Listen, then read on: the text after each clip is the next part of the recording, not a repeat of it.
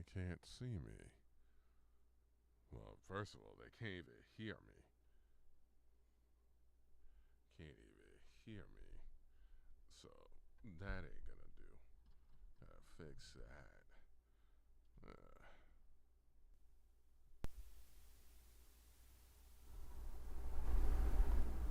Gotta fix that.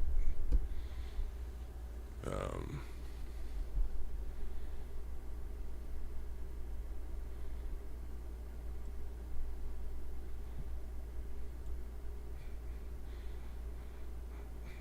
there we go. That should fix that. That should fix that. All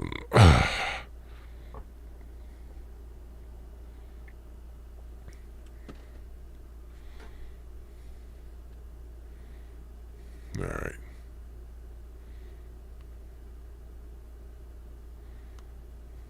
Fix that. That should fix that. Um, all right.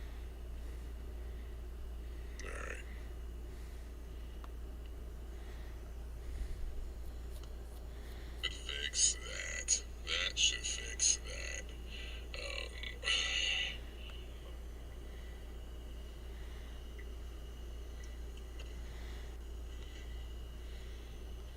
all right.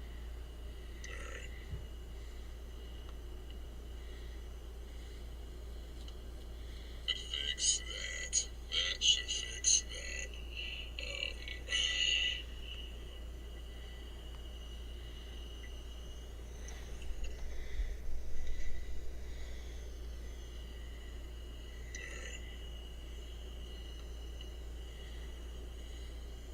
Fix that.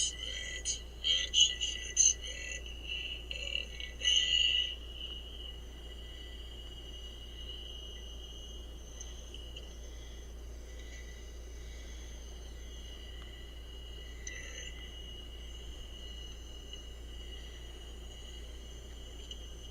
Fix that. That should fix that.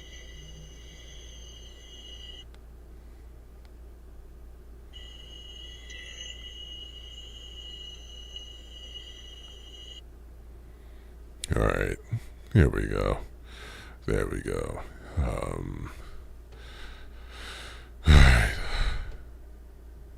Let's get this show on the road. Mm.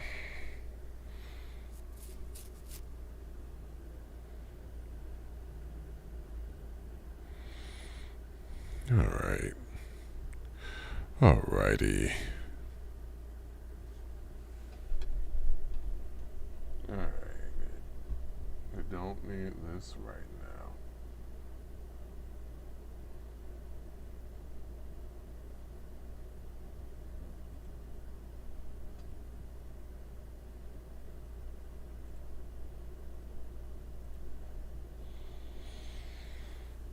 All right.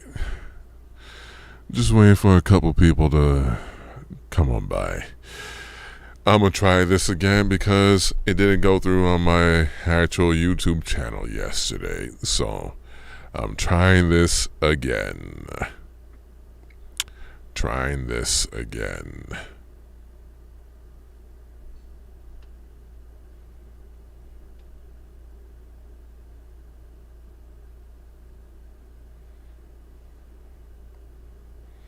Trying this again. Yeah, I'm trying this again. Trying this all again.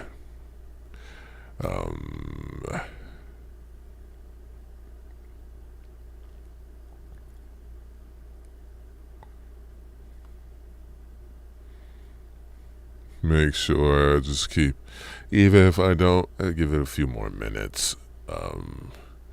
If you don't,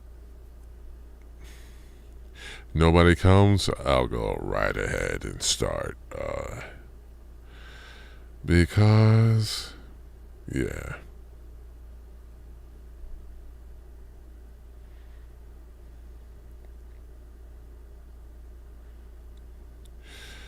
So what I'm about to do right now is do live reading, chapter by chapter, although this book's chapter is very long, of One Nation Under Blackmail by Whitney Webb, a true independent journalist and for those who don't know about her, I highly suggest you check her out. One Nation Under Blackmail, Vol.1. There's 2 volumes, 2 books, meaning 2 volumes, by Whitney Webb. So, yeah. And no one comes in the next minute or so, I will begin the live reading. I will begin it in it next minute or so. So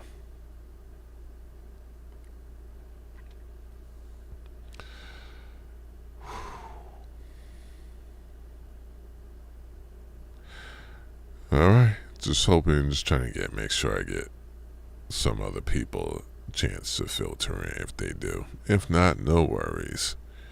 No worries at all.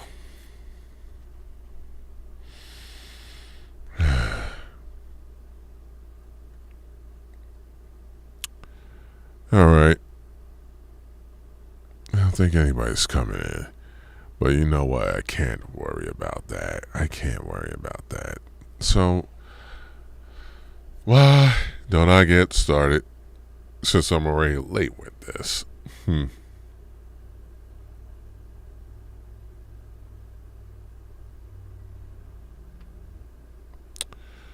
Ladies and gentlemen, not that.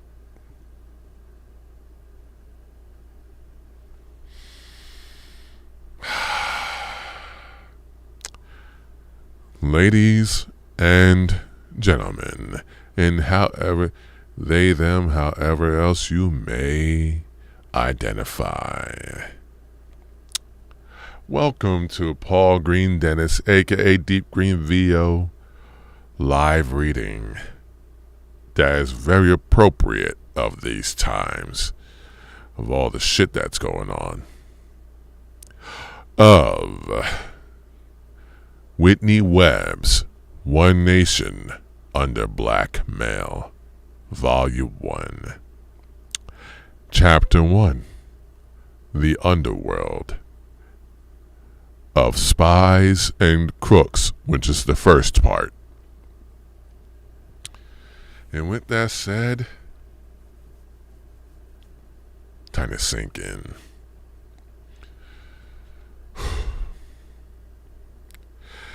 At 2:30 in the afternoon on February 9th, 1942, a fire broke out on board the Normandy, a ship that was then in the process of being converted into a troop transporter in New York City's harbor.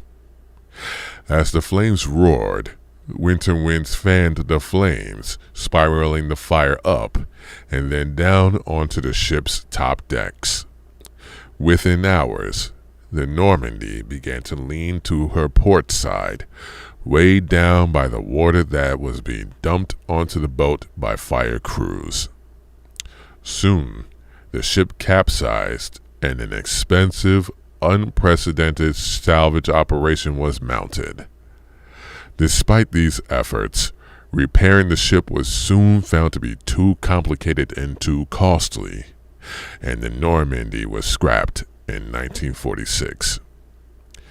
Investigations into the destruction of the Normandy quickly revealed that the cause of the disaster had been incompetence and carelessness. Yet, nevertheless, rumors grew that it had been the work of German saboteurs who were intent on disrupting America's early war efforts. Proponents of these theories argued that the alleged saboteurs sought to break down the country's logistical capabilities through attacks in ports and harbors, as well as factories and other strategic industrial locations. William B. Herlins, the then New York Commissioner of Investigation, summed up the spirit of the times when he said, "We are faced with a grave national emergency." A blackout was imposed over the waterfront area within the 3rd Naval District, which included New York and New Jersey.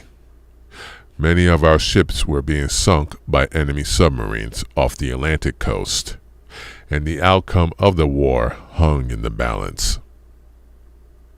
Management and regulation of these critical harbors and coastlines was the responsibility of the Office of Naval Intelligence, ONI. An ONI inquiry was opened in May 1942 into potential saboteurs and Nazi agents operating in the ports and the possibility of U-boat movements off the East Coast. The man tasked with overseeing this inquiry was C. Radcliffe Haffenden.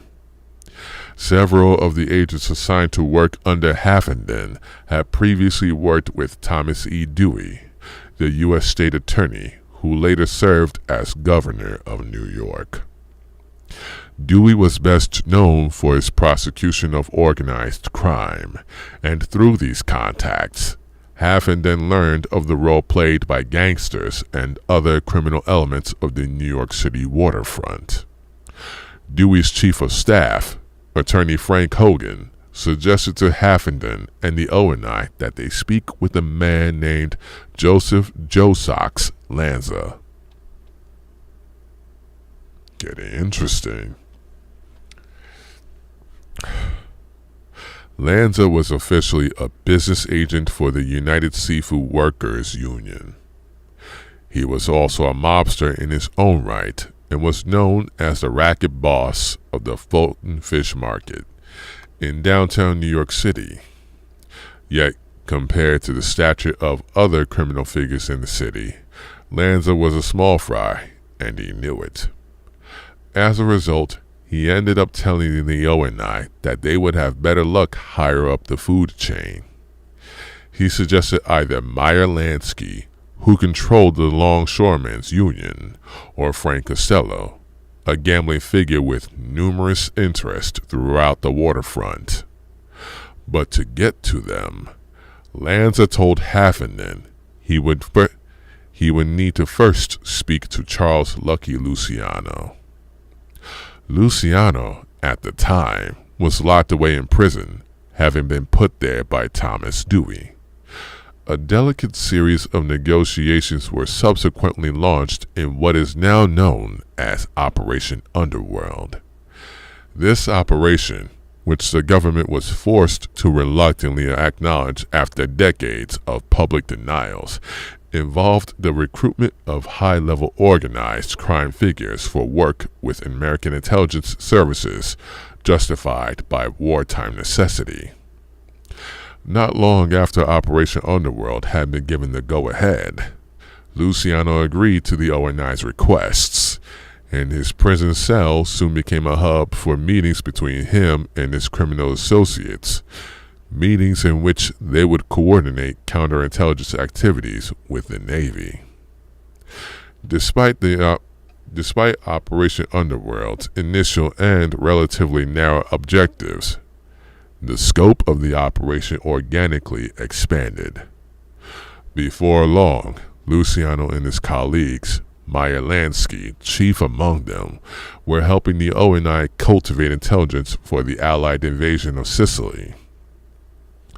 Lower-ranking mob figures and immigrants were frequently brought to Haffenden's offices for questioning. Names and contact information for friendly Sicilians, many of whom were mafia figures, were provided to ONI agents for use in the military campaign.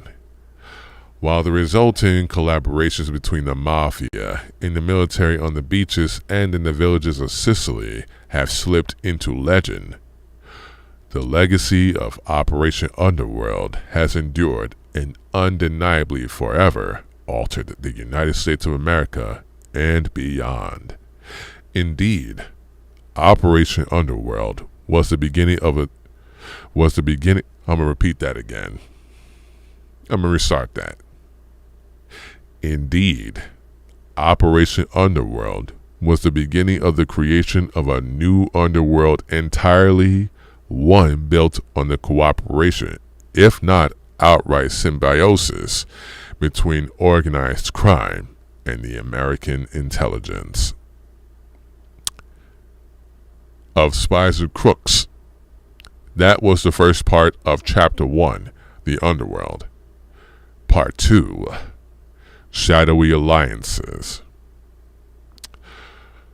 Lucky Luciano was born in Sicily in 1897 and arrived on American shores in 1906.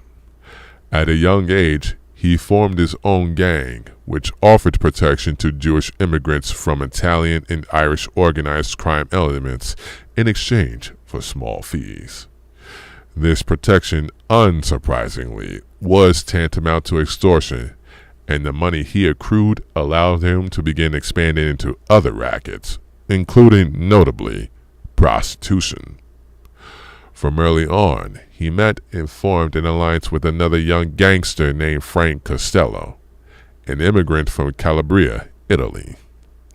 Together, the two consolidated their power by taking control of the numerous environs now considered typical of organized crime.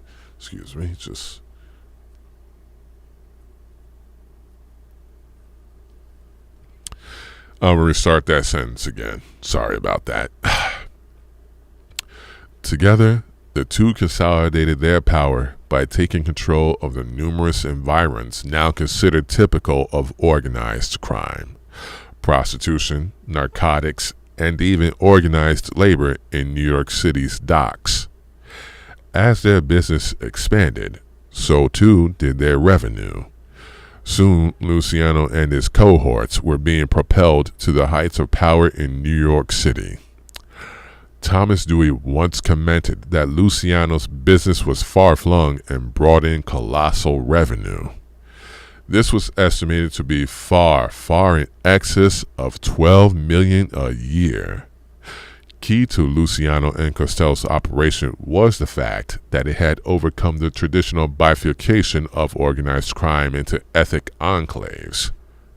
For the first time in Luciano's growing criminal empire, Italian, Jewish, and Irish criminal networks intermingled and cooperated with one another. However, this early cooperation lacked the cohesion and integration that the networks born out of Luciano's and Costello's enterprise would develop in the years to come. Joining Luciano and Costello in their criminal enterprise was Meyer Lansky and his close friend Benjamin Bugsy Siegel.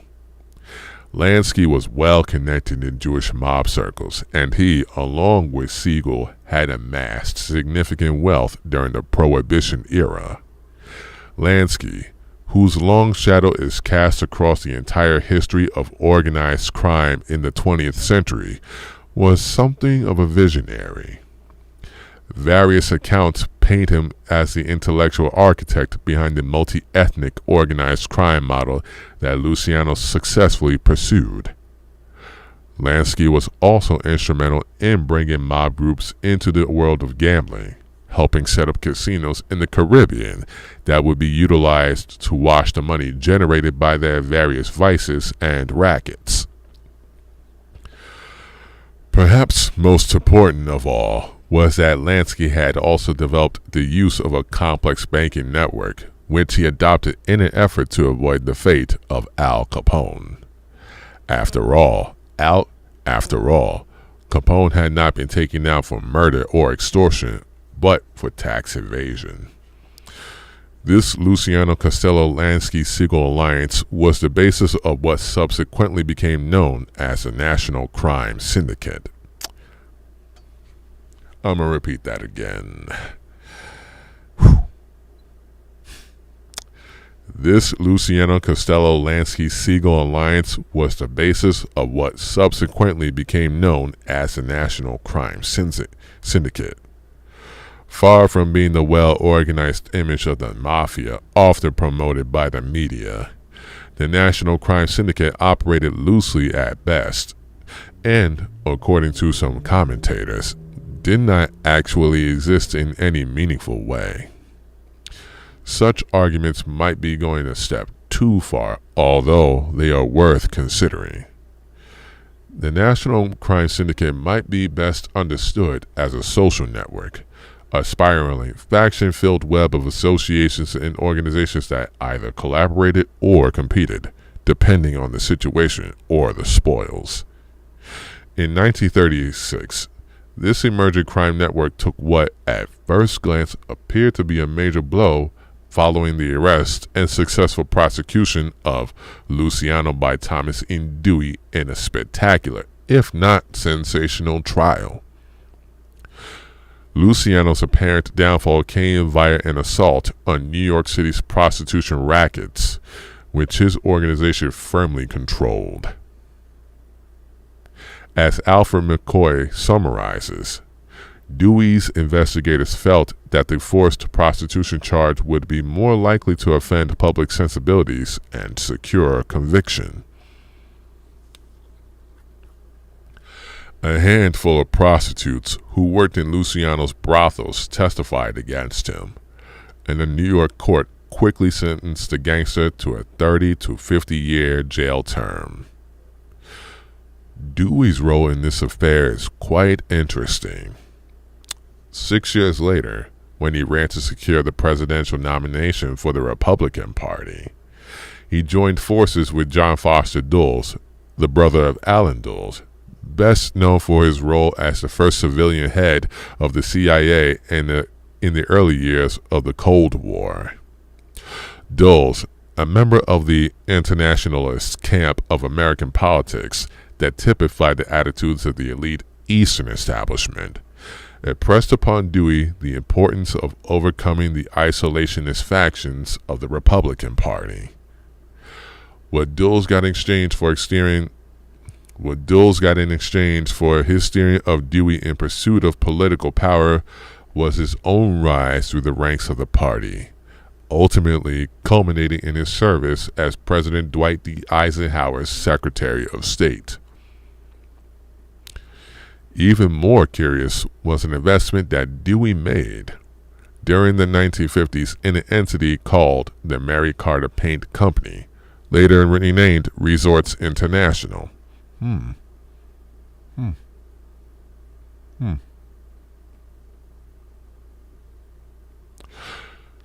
Mary Carter was controlled by the Crosby family, and its operations were overseen by the most practical-minded of the family's sons, James Crosby. Mary Carter was deeply tied to organized crime networks. It worked closely in developing businesses in the Bahamas, hand in hand with a number of Meyer Lansky frontmen. While James's brother, Peter Crosby, was a notorious confidence man with an impressive roster of criminal contacts. It had also been widely rumored that Mary Carter was a CIA front company. Woo! Yeesh. That was that part. Whew. Getting juicy right here. Oh, man. Here comes part 3. The OSS. A meaty part of this chapter. And I'm also cold reading as I'm learning about this. Whew. Starting to make sense why we're here where we are. The OSS.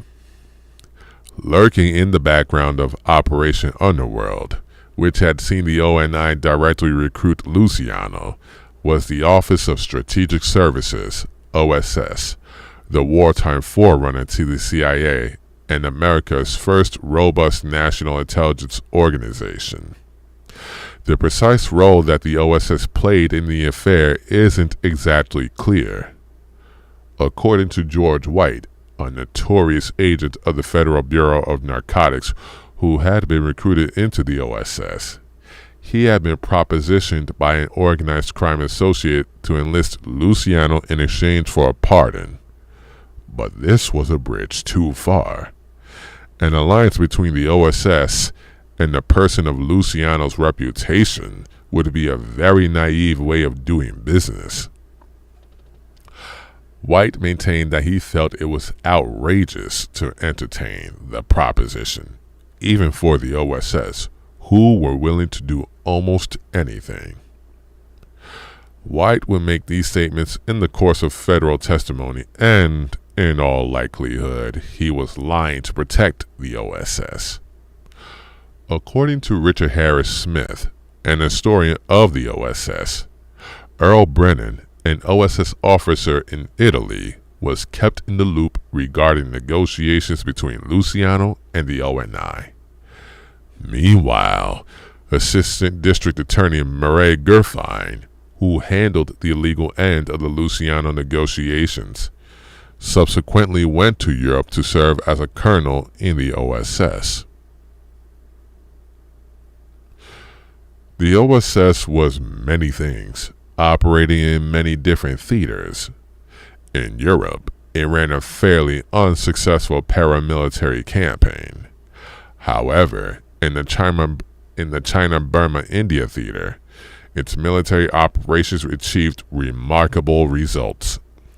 When it came to spycraft, its supporters gushed with praise, while its detractors regarded the tales later woven by its veterans as worthy of skepticism. The OSS was frequently and accurately seen as a social club. While its ranks did boast a great many military officers and figures from other government agencies like the FBI and the FBN, its leadership and higher-ranking administrative posts tended to be secured by the sons of the country's wealthiest elite. In London, Madrid, Geneva, Paris, and elsewhere, posts were held by members of the Mellon family of Pittsburgh, the family behind the Gulf oil fortune. Heirs of the Morgan family also secured positions within the agency, as did the members of the DuPont and the Vanderbilt families.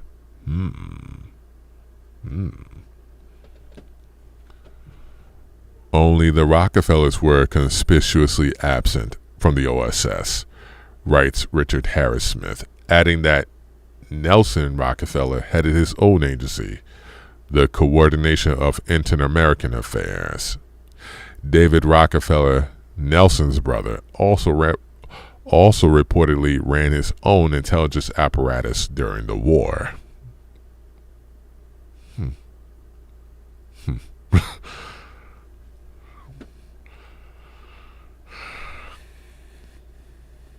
The agency itself was something of a brainchild, at least partially, of General William J. Donovan, a prominent New York City antitrust lawyer and veteran of World War I. Along with figures like Dewey and Dulles, Donovan was the consummate Eastern establishment insider. He maintained a deep preoccupation with organization and rationalization, which filtered into his work defending the trusts and combines that dotted the corporate landscape of his day. He was also a firm internationalist when it came to his political outlook. During the interwar years, Donovan had acted as an agent for various corporate interests, and had even traveled to Russia on behalf of the Morgans to collect information on the developments of the Bolshevik Revolution.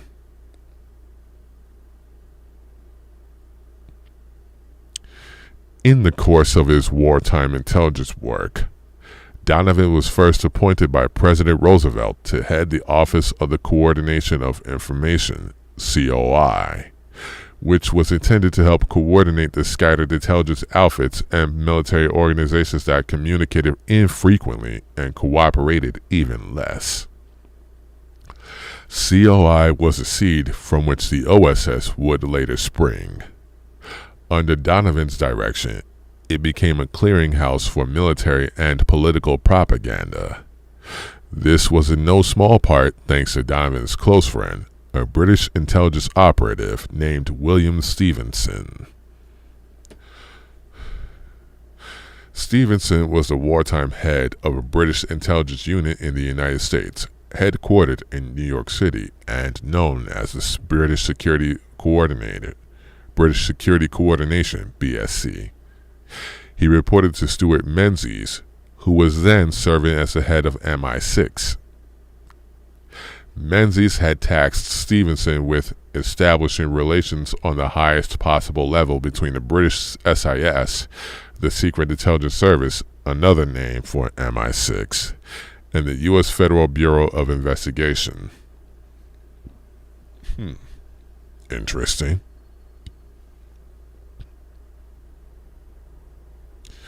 Stevenson and the BSC operated from an office located in Rockefeller Center's International Building, which was also the home of numerous other BSC front organizations. Stevenson also worked closely with another British intelligence agencies, including MI6 itself and the Special Operations Executive, SOE, which had begun its life as Section D of MI6.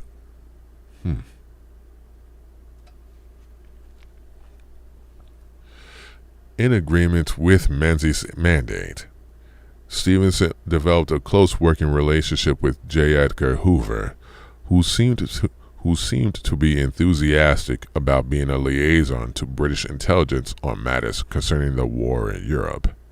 At this stage, the U.S. had yet to enter the conflict.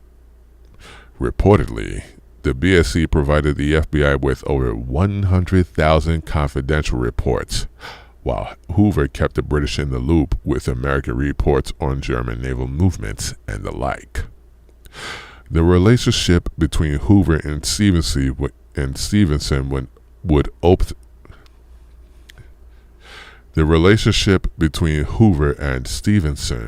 ultimately break down by 1941.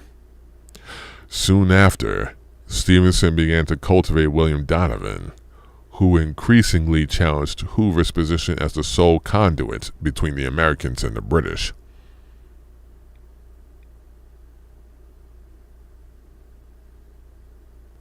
When Donovan was appointed by Roosevelt as a coordinator of information and subsequently formed the OSS, an intense bureaucratic struggle erupted between Hoover and his rivals.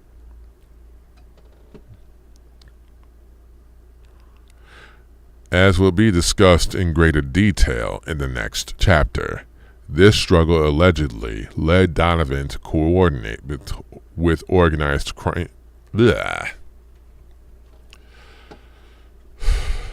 Alright. As will be discussed in greater detail in the next chapter, this struggle allegedly led Donovan to coordinate with organized crime kingpins, namely Meyer Lansky, to blackmail Hoover in an effort to bring him to heel. Stevenson did more than simply cultivate Donovan.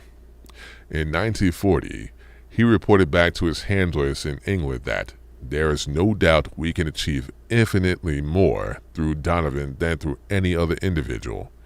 He is very receptive and can be trusted to represent our needs in the right quarters and in the right way in the USA.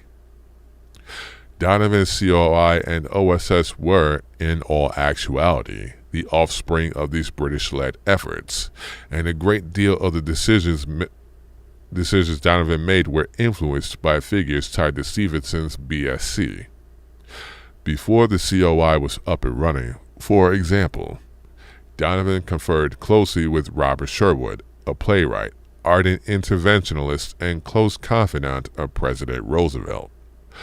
On June 16, 1941, writes Thomas Mall, Sherwood sent to Donovan a list of people he thought he could trust for the work we discussed yesterday evening at your home. At the time, Sherwood was working closely with the BSC, even sending them copies of speeches he had written for the president prior to Roosevelt receiving them. As efforts were being undertaken to get the American intelligence apparatus up and running, the BSC undertook a propaganda campaign aimed at garnering support for such an institution. Maul, in his book Desperate Deception, shows how BSC assets seeded the idea throughout the mass media, which in turn was circulated up to the heights of political power.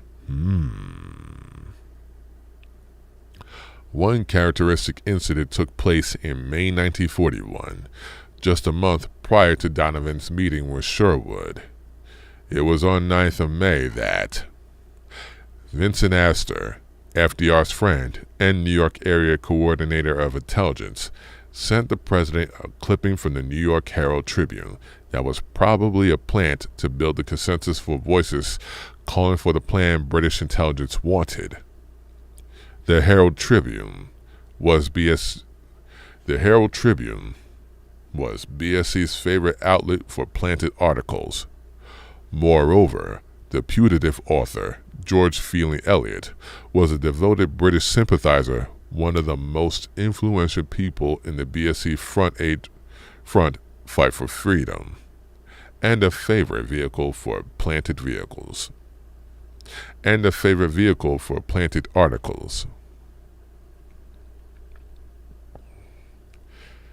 Citing the threat from fifth columnists and enemy agents, Eliot pointed out with alarm at the lack of a coordinator for the FBI, ONI, and G2 intelligence. The idea of a fifth column was a prime component of BSC propaganda and would later be adopted by the OSS itself. It was used to attack isolationist holdouts against American entry into the war, and was also used to generate fear and create an atmosphere of distrust among the American public. The general public. Does that sound familiar or what? The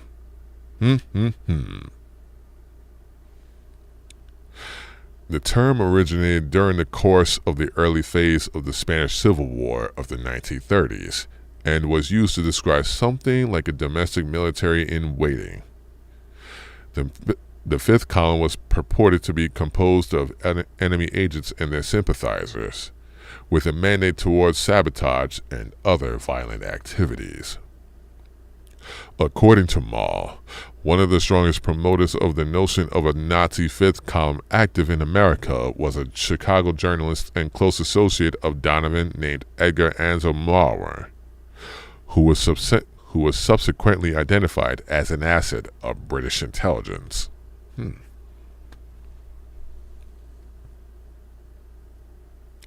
The fifth column, however, was simply an exaggerated threat.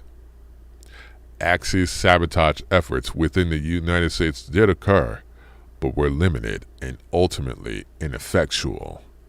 Yet this reality didn't matter to the BSC and its American allies, as the promotion of fifth column fears had a legitimizing function for their activities.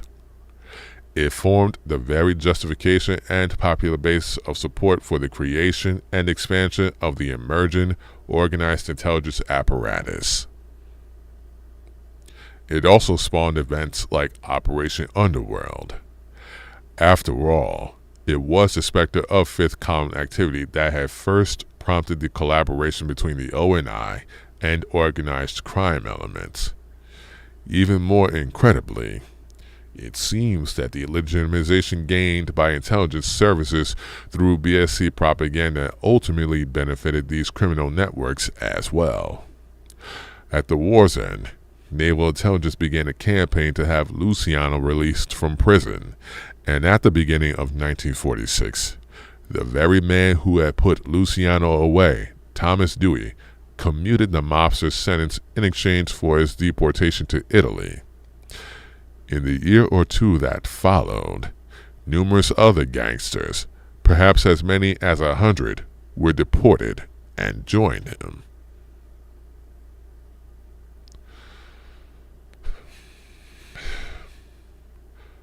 Luciano's deportation was the beginning of an effort to cement in place a powerful organized crime network that was transnational in scope and wedded to the American intelligence services. Indeed, even though Luciano was no longer physically in the United States, he and his ilk continued to guide organized criminal activities from abroad, while also establishing new rackets during their exile in the Old World. Deported alongside of Luciano, for instance, was Frank Coppola, the powerful Detroit mob boss who had been something of a mentor to Jimmy Hoffa. Catch this. The mob-linked head of the Teamsters Union. The use of the Teamsters Pension Fund for organized crime-linked financing recurs throughout this book. By the 1960s, Hoffa and the Teamsters were working closely alongside the CIA, particularly on efforts to assassinate Fidel Castro, who had seized many of the mob's casinos during the course of the Cuban Revolution. Coppola himself was linked to American intelligence.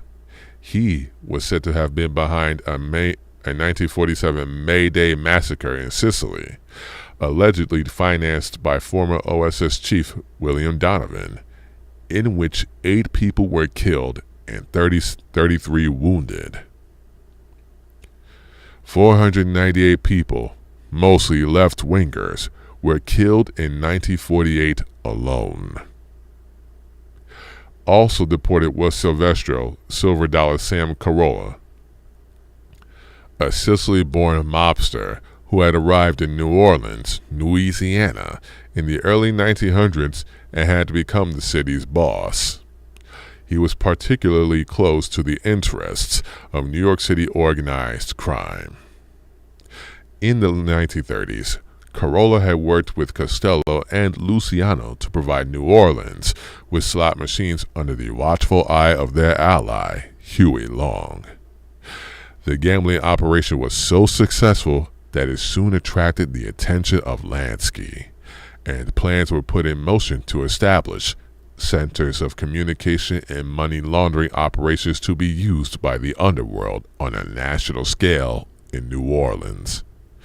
This included the opening of 3 big Las Vegas-style gambling casinos across Louisiana and the introduction of a new rising star in the underworld into this partnership.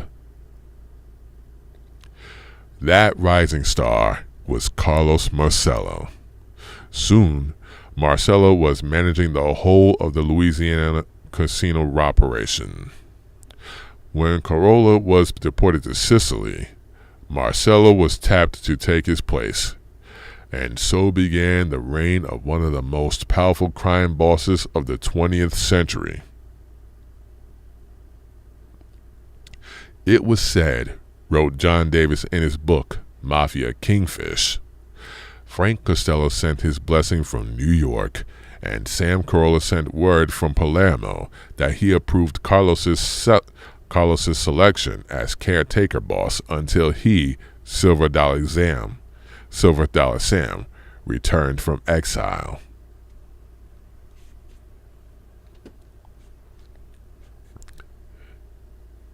In Italy, Carolla linked up with Luciano in developing what was reported by American law enforcement to be a large-scale drug network.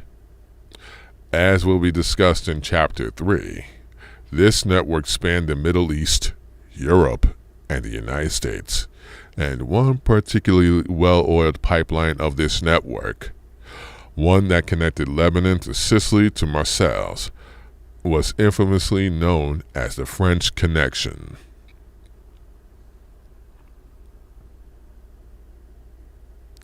Curiously, Carolla and Luciano turned up in Mexico in 1948 to oversee the development of a drug smuggling operation in that country.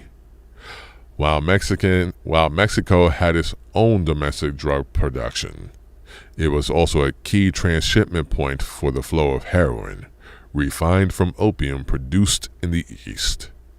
Here we again find the fingerprints of cooperation between intelligence services and organized crime. Whew.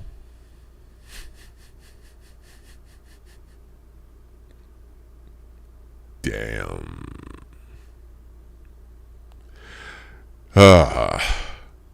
It gets better. It gets better.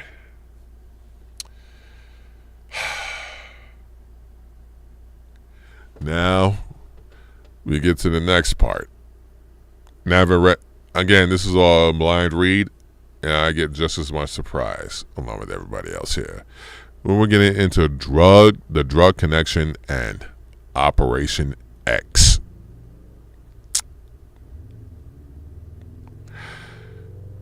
The story of China's Green Gang is complicated, partially due to the mixing of fact with rumor and legend.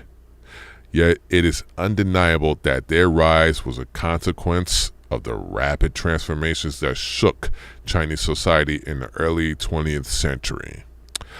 However, the Green Gang itself began long before the 20th century dawned, originating as a secret society with roots stretching back to Luoism, a folk religion that followed the teaching of Buddhist mystic Luo Megon. During the late 1700s, this particular branch of Luoism had become a powerful force among boatmen whose trade was the transport of grain and other foodstuffs. Fearful of their growing power, authorities stepped in to suppress this network, driving it underground. Once bitterly ensconced in the margins of society, these Luoists began engaging in smuggling and formed alliances with other smuggling groups. Soon, they consolidated power and became a formidable force in the world of crime. Under the leadership of Du Yexing, the Green Gang helped bring to power the Kuomintang, KMT, later known as the Nationalist Chinese, under the direction of Chiang Kai-shek. Chiang himself was not a member of the Green Gang, but his political mentor and protector, General Xian Shimei, had been. Between the 1920s and 1930s, the Green Gang was fully integrated with the government of Shanghai and became a primary source of power for the KMT. They relied on the Green Gang to conduct counter-espionage activities and gather political intelligence, and called upon the resources of the organization to suppress trade unionists and communists. The Green Gang financed its activities through the cultivation and sale of opium, an activity that was fully sanctioned by Chiang and the KMT. Prior to the KMT's rise to power, Chinese opium production was unorganized, distributed among many different warring figures. Under Chiang, however, a suppression was carried out with the ostensible goal of wiping out the opium trade in the name of public health.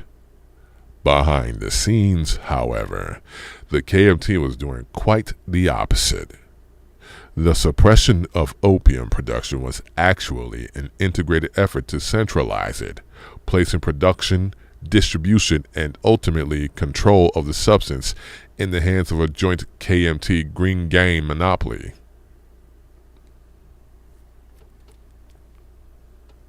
Support for the KMT opium monopoly came from Western modernizers, including the Rockefeller Foundation, which had set up shop in China during the 1910s with the creation of the China Medical Board.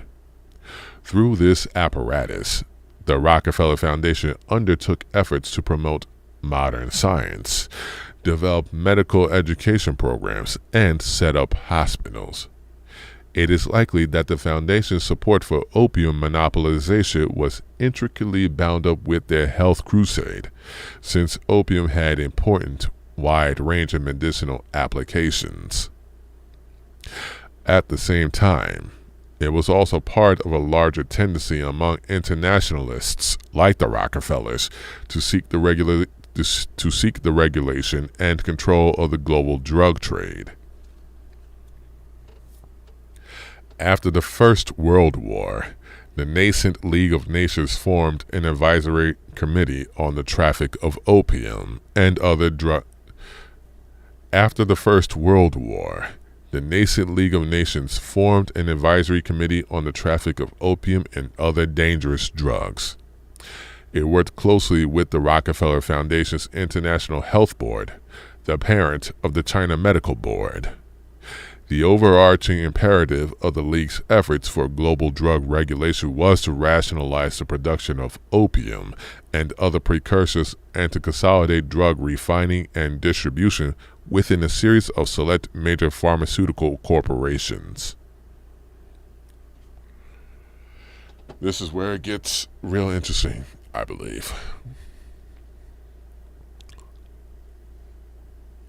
Under Chiang's leadership, China simultaneously kowtowed to the League's initiatives while using the monopolization drive to cement itself at the center of drug production for both the criminal underworld and the legitimate overworld.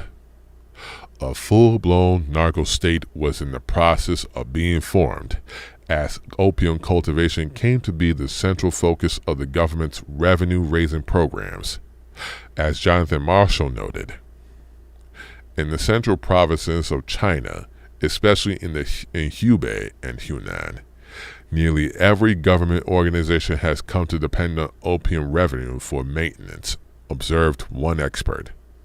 Even law courts, temples, Kuomintang organizations, and the schools are no exception. Thus, in one locality, authorities charged one picul of opium $320 for general taxes, $32 for communist suppression, $3.20 for national revenue, $1.50 for the Chamber of Commerce, $2.50 for special goods, opium, association fees, $2.50 for the Xian Girls' School, and $7 for protection fees.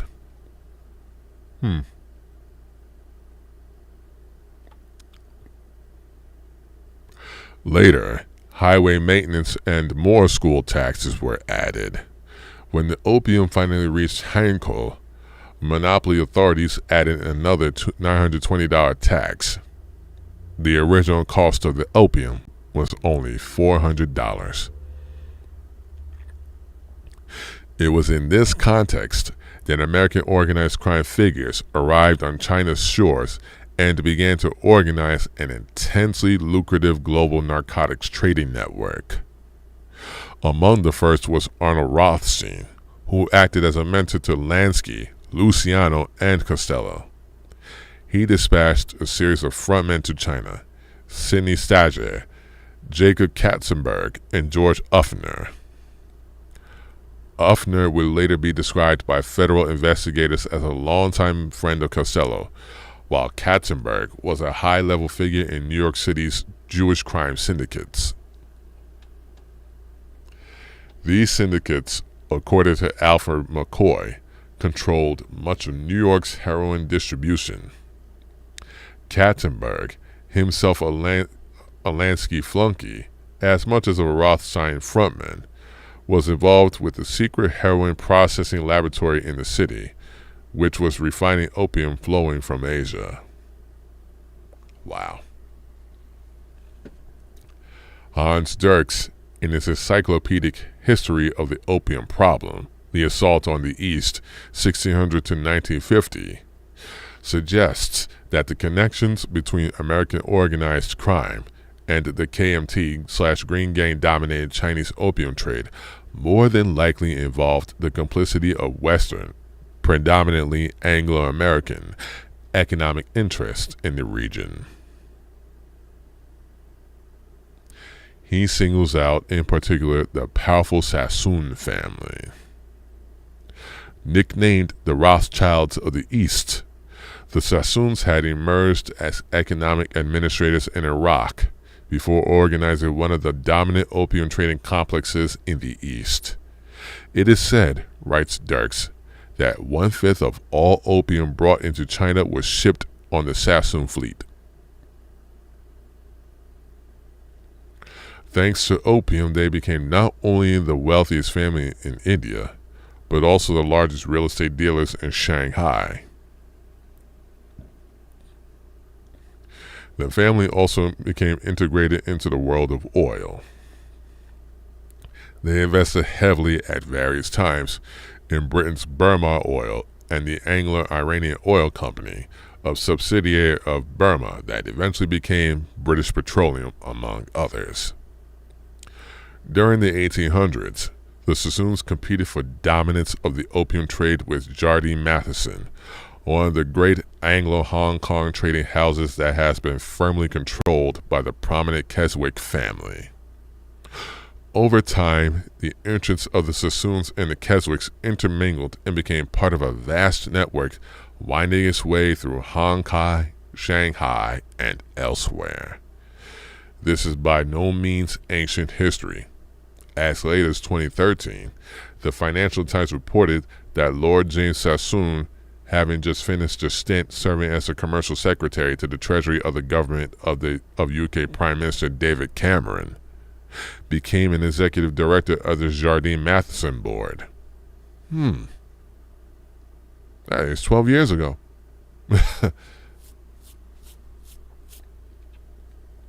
These dynastic corporate structures not only influenced the shape of the international drug trade during the 20th century, but the evolution of Western intelligence services during and after World War II. Take, for example, the offspring of Henry Keswick, who served as one of the most powerful heads of the Jardine Matheson and controller of numerous affiliate entities, such as the Hong Kong and Shanghai Banking Corporation, the Hong Kong and Whampoa Company, and the Shanghai Municipal Council. Two of Henry's sons, John Henry Keswick and William Johnston Tony Keswick, served in the Chinese theater as part of the UK Special Operations Executive. In addition to the SOE, John Henry Keswick served as the personal aide to Lord Mountbatten, the Supreme Allied Commander of the Southern Asia Theater. Tony Keswick, meanwhile, crossed paths with the Federal Bureau of Narcotics veteran and OSS operative Garland Williams. When the OSS was still being organized and the efforts were underway to expand its paramilitary capacities, Williams was dispatched by Preston Goodfellow, a former Hearst executive and publisher of Brooklyn Eagle, who had become William Donovan's special assistant, to meet with the SOE officer. After meeting the British spymaster Keswick, writes Douglas Valentine, Williams returned to Washington with the SOE's training manuals and helped establish OSS training schools in Maryland and Virginia.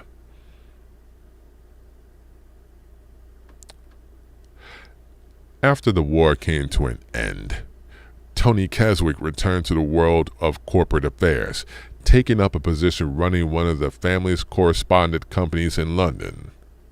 He also served for a time as a governor of the Hudson's Bay Company in Canada. As discussed in the next chapter, the Hudson's Bay Company was central to the rise of the Bronfman family, who have long straddled the murky line between legitimate corporate enterprises and the criminal underworld. In turn, the Bronfmans, as will be illustrated at length in this book, would be important to the rise of the network that later enabled the illicit activities of Jeffrey Epstein. Through this acquisition of the SOE manuals from Keswick, Garland Williams played an essential role that paralleled and was almost certainly framed by the higher-level cooperation between William Donovan and William Stevenson. At the same time, Williams appears to have operated in the intersection of the American intelligence services, still in their infancy, and the networks of American organized crime. In his book, Deep Politics and the Death of JFK, Peter Dale Scott theorizes that there existed a formation that he provisionally dubs Operation X. Williams and other veterans of the FBN that were brought into the OSS and the CIA are identified as players in this apparatus. The intelligence mob collaboration established with Operation Underworld did not end after World War II. On the contrary, post-war narcotics operations overseas were subordinated to anti-communist activities, and they were used as a cover for ongoing use of mob assets above all drug traffickers around the world. In developing these post-war mob contacts, White and his FBN associates, notably his former supervisor Garland Williams and his protege Charles Siragusa, even while formally back in the FBN hierarchy, functioned as a counterintelligence unit attached to the CIA and, at times, the Army. In the 1950s and 1960s, it would appear that the FBN systematically subordinated the prosecution of drug cases to a second hidden agenda: the use of traffickers as agents against communism.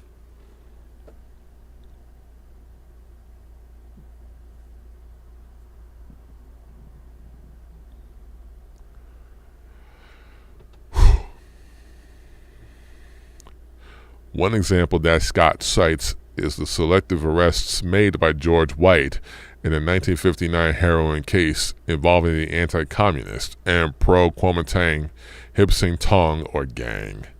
White, an agent for the FBN and OSS who was a contractor for the CIA after the war, had busted a heroin ring operating out of San Francisco that tracked back to these pro-KMT gangster elements, and then subsequently identified the heroin as originating from Chinese communists.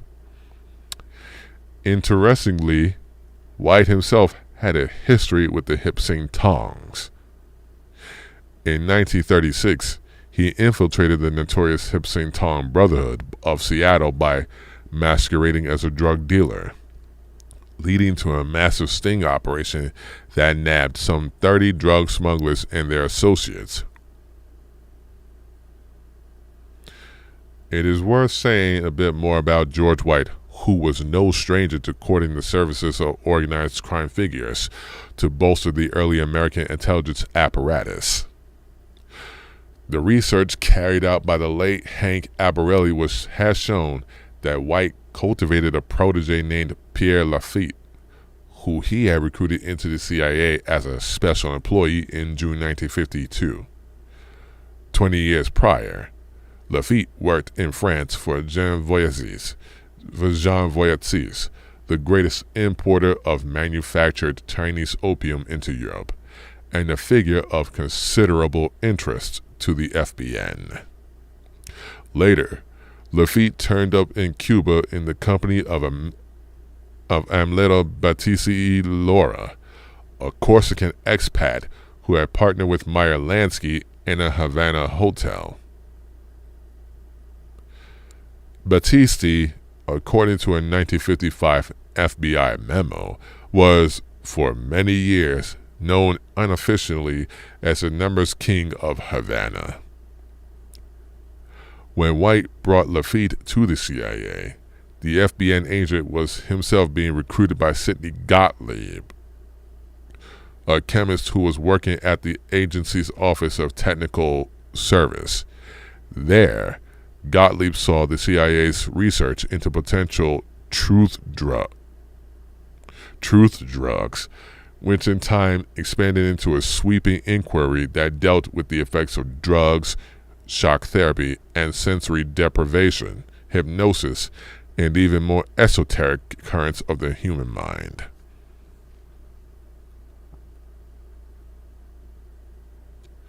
The most famous of these programs, MKUltra, saw the CIA become the largest consumer of LSD, which he used to experiment on witting and unwitting subjects.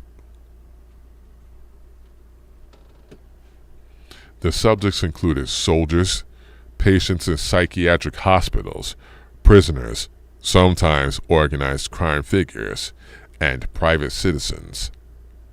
Under Gottlieb's direction, CIA-run safe houses were established in New York City and San Francisco, where unsuspecting people were dosed with hallucinogenic substances while being monitored from behind two-way mirrors. Okay. Shit. Shit. Gottlieb was impressed by White's street smarts and his inclinations towards the other side of the law, traits that were necessary for the covert drug program.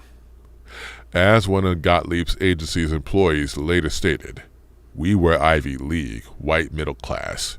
We were totally naive about this, and he felt pretty expert. He knew the whores, the pimps, the people who brought in the drugs. He was a pretty wild man." Under the alias of Morgan Hall, White maintained a safe house in Greenwich Village, New York City, where he supplied unsuspecting people with LSD and other substances. In order to lure people into his web, he deployed false life stories.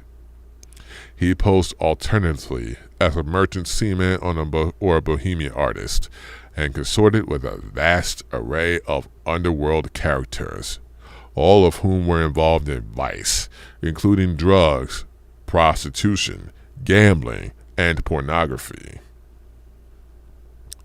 In 1955, Harry J. Anslinger, the commissioner of the FBN, transferred White to San Francisco to fill a vacant post as the FBN district supervisor for the city.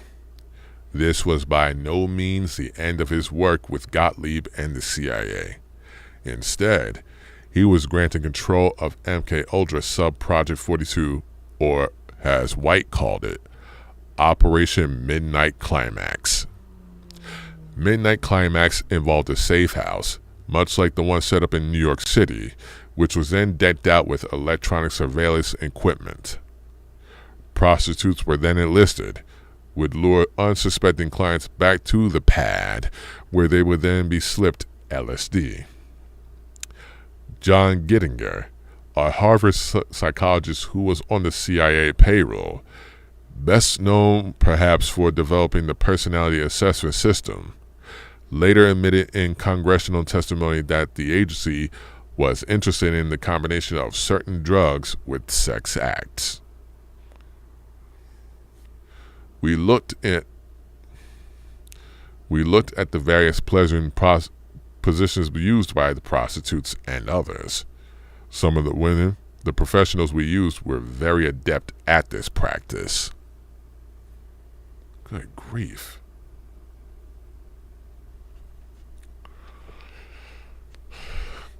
White wasn't alone in obscuring the role of the KMT in the drug trade. This was also a modus operandi of Harry Anslinger, the FBN commissioner who served as boss to both George White and Garland Williams. Although Anslinger, like Donovan, was a bitter enemy of J. Edgar Hoover, he rode the rising tide of McCarthyism in the U.S. and identified China as the #1 threat to public order. The Chinese Communist Party, he claimed in the media and in official FBN reports, was overseeing vast opium fields and had trained thousands of agents to distribute heroin with the West.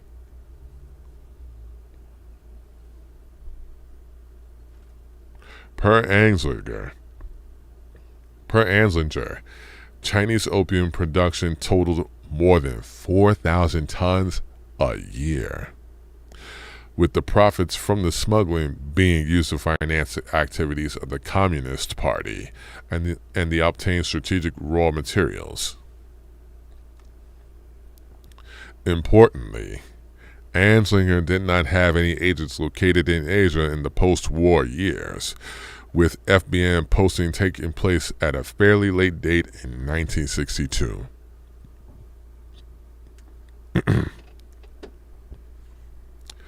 The claims were made by Anslinger in the 1950s were sourced from intelligence provided by the KMT itself, and in the early days by the intelligence apparatus of General Douglas MacArthur's military command in post-war Japan.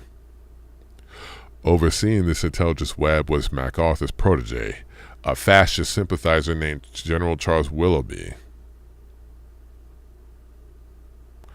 Willoughby, as will be discussed in Chapter 5, would later become a player in the so-called China Lobby, a domestic political pressure network that supported the KMT and hardline Cold War politics.